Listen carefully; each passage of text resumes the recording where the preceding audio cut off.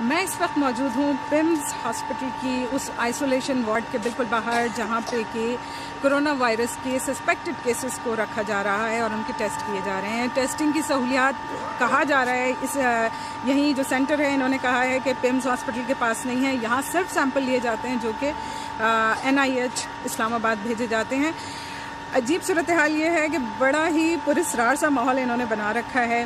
آپ پرچی بنوائیں تو اسی وقت آپ سے کہا جاتا ہے کہ اگر آپ نے پچھلے 14 دن میں پاکستان سے باہر ٹریول کیا ہے تو ہی آپ کو چیک کیا جائے گا، لیکن اگر کوئی لوکلی اگر کسی کو یہ وائرس ہوا ہے تو اس کو یہاں چیک نہیں کیا جائے گا، وہ 6000 روپے دے کے NIH سے ڈائریکٹ جا کے چیک کروا سکتا ہے۔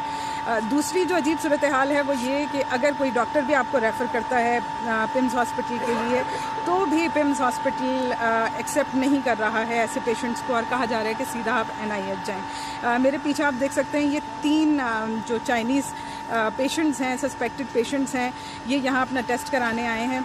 ایسے ہی بہت سے جو پاکستان سے باہر جنہوں نے ٹریول کیا ہے وہ آئے ہیں، اور بالکل میرے پیچھے جو خاتون کھڑی ہیں یہ مشہور کلودنگ برانڈ کھادی میں کام کرتی ہیں، اور ان کو بھی ان کی ٹیم کی طرف سے کہا گیا ہے کہ یہ جا کے چیک کروائیں۔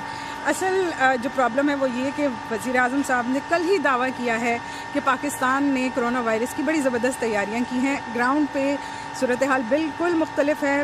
پینک کی صورتحال یہ ہے کہ پتہ ہی کسی کو نہیں ہے، پمز ہاسپٹل جیسے بڑے ادارے میں بھی کسی کو نہیں پتہ ہے کہ کہاں جانا ہے، ایکچولی کس کا ٹیسٹ کرنا ہے، کس کا نہیں کرنا ہے۔ مشورہ تو سب کو یہی دیا جا رہا ہے کہ 6000 روپے میں پرائیویٹلی ٹیسٹ کروا لیں۔